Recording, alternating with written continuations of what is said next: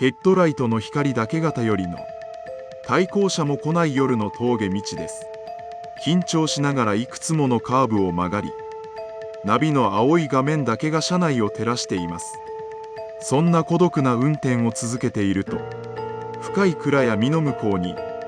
突然ポツンと白い光の塊が現れます。何台もの自動販売機が並んだ無人の休憩スペースです。明るい場所を見つけてほっとするはずだったのに、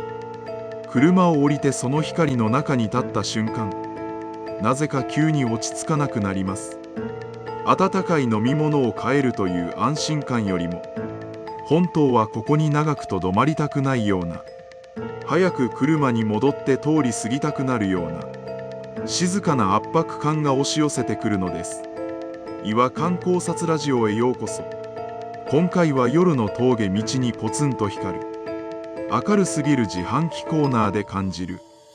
あの特有の心細さと無防備さについて考えていきます。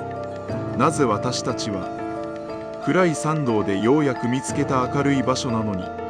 急に不安を覚えるのでしょうか。光は本来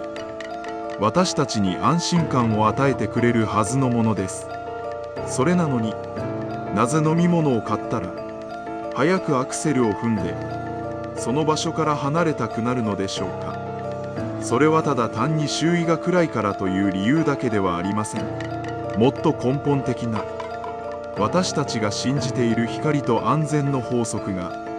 その場所では完全に逆転してしまうという静かな事実を突きつけられるからなのです。まずは車の中から見えるその光の塊の異常さを思い出してみてください。街中であれば自動販売機の光は風景の一部として溶け込んでいます。周囲には街灯があり、コンビニの看板があり、信号機や家の窓の明かりがあります。光のネットワークがつながっている状態です。しかし夜の峠道にはそのネットワークが一切ありません。周囲は圧倒的な自然の暗闇です。街灯すら一つもない森のただ中で、そこだけが不自然なほどしらじらと輝いているのです。車を止めてエンジンを切ると、周囲の完全な静けさが耳に押し寄せてきます。ドアを開けて外に出ると、山の冷たい空気と一緒に、自販機が放つ強烈な白い光が、容赦ないほどの明るさで自分を照らし出します。周囲が暗すぎるせいで、その数メートルの空間だけが、まるで舞台のスポットライトのように、不自然に切り取られているのです。足元の地面に目を落とすと、自販機の強烈な光に照らされたアスファルトが、妙に生々しく見えます。普段は気にも留めないような、ひび割れや小さな石の影が、くっきりと鮮明に浮かび上がっています。周囲の木々や山肌は暗闇に溶け込んで曖昧な輪郭しかないのに、自分の足元のわずかな空間だけが過剰なまでの解像度で切り取られているのです。この極端すぎる明暗の落差に私たちは最初の落ち着かなさを感じます。自分の立っている場所だけが白く飛んでいて、一歩でも外に踏み出せば光の外側が急に遠くて広いものに感じられます。私たちは普段空間というものは連続していると思っています。しかしこの場所では光と暗闇の境界線が不自然なほどはっきり分かれていて、自分の居場所がこの数メートルの光の中にしか存在しないような強い孤立感を味わうのです。次にその光の中で聞こえてくる音の違和感に耳を傾けてみます。周囲には誰もいません。車も通らず、人の気配は全くありません。しかし明るく照らされた自動販売機からは低いモーター音が絶え間なくなり続けています。ブーンという規則的な機械の振動音が夜の山に虚しく響き渡っています。商品サンプルはきれいに並び、暖かいと書かれた赤いランプが光っています。誰かが買いに来ることをただひたすらに待ち続けている機械の姿です。一人を迎え入れるために作られたシステムが、人がいない場所で律儀に稼働し続けている状態。そのけなげさがかえって人の気配のなさを強烈に際立たせます。財布から小銭を取り出して戸入り口に入れると、チャリンという金属音が驚くほど大きく周囲に響きます。ボタンを押して缶が落ちてくるがコンという音すらも、夜の静寂を破るひどく無遠慮な音に聞こえます。その音を聞いた瞬間、自分が今ここで立てている小さな音が、周囲の深い森の奥深くまで筒抜けになっているような気がしてきます。手にした缶コーヒーはじんわりと手のひらを温めてくれます。しかしその温かさを感じるのと同時に、自分の首筋や頬に触れている夜の山の冷たい空気がより一層鋭く感じられるようになります。手のひらの小さな温かさと全身を包む圧倒的な霊気の落差が、自分が今どれほど心細い場所にいるのかを実感させます。人がいないのにシステムだけが動いている空間で、自分がそのシステムに触れて音を出すことで、周囲の巨大な静けさにさざ波を立ててしまったような居心地の悪さ。誰にも迷惑をかけていないはずなのに、普段なら気にしないはずの音まで妙に大きくしてしまったような焦燥感が生まれます。そして何よりも私たちを不安にさせるのは、その光の中にいる自分自身の状態です。明るい自販機の前に立っていると、足元には自分の濃い影が不自然なほど黒く長く伸びています。その濃すぎる影は、ここが人間の日常の空間ではないことを無言で突きつけてくるようです。ふと自分の背後や周囲の暗闇が気になります。しかし光の中にいる自分の目には、強い光のせいで瞳孔が縮み、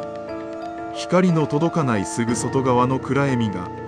まるで黒い壁のように見えてしまいます。森の木々の輪郭すらつかめず、その黒い壁の向こうに何が広がっているのか全く見ることができません。けれど少し離れた場所から見れば、こうこうと光る白い箱の前に立つ自分の姿だけが暗闇の中に妙にはっきり浮かび上がっているはずです。そこに特別な出来事を想像する必要はありません。ただ自分からは何も見えないのに、周囲の巨大な空間の中で自分の姿だけが妙にはっきり浮かび上がっているという、その一方的な視界のズレが落ち着かなさを生むのです。私たちは光の中にいることで守られているのではなく、巨大な暗闇の中に自分の位置を知らせる標識のようになってしまっています。どこにも隠れる場所がなく、ただ自分だけが白く浮かび上がって無防備な姿を晒している感覚。安全のために作られたはずの人工光が、ここでは自分の弱さと孤独を周囲の自然に対して一方的に宣言しているように感じられます。その圧倒的な非対称性に気づいた時、温かい缶コーヒーを握りしめながら自分の車へと振り返ります。たった数メートル先の距離がなぜか妙に長く感じられます。背中に当たる白い光がまるで自分をせき立てているかのようです。足早に車内へ戻り、重いドアをバタンと閉めた瞬間に少しだけほっと息をつきます。車のキーを回し、メーターパネルのオレンジ色や青い光が点灯すると、ようやく自分の手でコントロールできる小さな密室に戻ってきたという実感が湧きます。自販機の強烈な白い光に比べれば、車内の明かりはとても薄暗く頼りないものです。それでも外の明るい空間よりこの薄暗い車内の方がずっと安全に感じられます。なぜ私たちは明るい場所から足早に離れ、薄暗い車内に戻ることで安心するのでしょうか。それは車内が外の暗闇との距離を作ってくれる場所だからです。光の強さではなく、自分が無防備にさらされていないということが私たちにとっての本当の安心だったのです。シートベルトを締めてシフトレバーを動かし、自販機コーナーからゆっくりと車を出します。ルームミラーに映る白い光の塊が少しずつ遠ざかり、やがてカーブの向こうに消えていくのを見たとき、自分がどれほどあの光の塊に圧迫感を感じていたのかを痛感します。ふとスマートフォンのナビが面に目を脅し、到着予定時刻や本線の合流車線までの距離を確認してしまいます。自分がまだ日常の時間の中にいることを青く光る画面で確かめようとするのです。ここで少し考えてみたいのは、私たちが普段明るさというものをどう捉えているかということです。私たちは子供の頃から明るい場所は安全で、暗い場所は不安だと無意識に学んできました。街の中ではその法則は確かに正しいかもしれません。街灯の下を歩き、明るいコンビニに駆け込めば、私たちは他者の目というシステムによって守られます。そこでの光は防犯であり安心の象徴です。しかし夜の峠道にある孤立した光はその前提を静かに崩してきます。光のネットワークから切り離されたたった一つの明るい点は私たちを守る盾にはなりません。それはただ圧倒的な暗闇という巨大な海の中に浮かぶ小さなイカダのようなものです。イカダの上に立てば周りの暗い波の大きさや自分がどれほどちっぽけな存在であるかがかえってはっきりと見えてしまいます。私たちが自販機コーナーの光の中で感じたあの心細さは説明しにくい静かな不安です。それは自分という存在が人間の作った社会のネットワークから離れ、巨大な自然の前にむき出しになっているというごまかしのきかない事実に対する落ち着かなさなのです。光があるからこそ、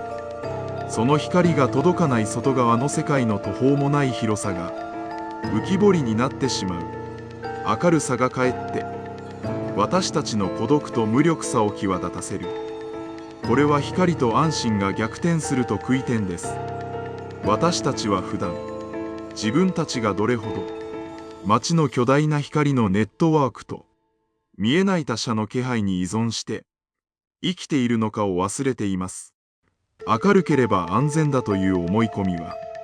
人間の領域が途切れることなく続いている場所でしか通用しないか細いルールだったのです。山の暗闇はそんな人間の都合の良いルールをたった一つの自販機の光を通して静かに否定してきます。だからこそ私たちはその事実に耐えきれず、早くアクセルを踏んで自分の知っている日常の速度へと戻りたくなるのです。今度いつもの街を歩いていて、深夜のコンビニの眩しい明かりや帰り道を照らす等間隔の街灯を見たとき、ふとその光の意味を想像してみてください。私たちはその光に守られて安全な道を歩いていると信じています。でももしかしたらその光はただ暗闇の中に自分の姿を白く浮かび上がらせているだけなのかもしれません。私たちが安全だと思っているこの明るい場所も一歩外の世界から見ればただ孤立して光っているだけの広くて静かな空白に過ぎないのだと、そう考えると見慣れた日常の光の手触りがまた少し違ったものに感じられるかもしれません。それではまた次の違和感でお会いしましょう。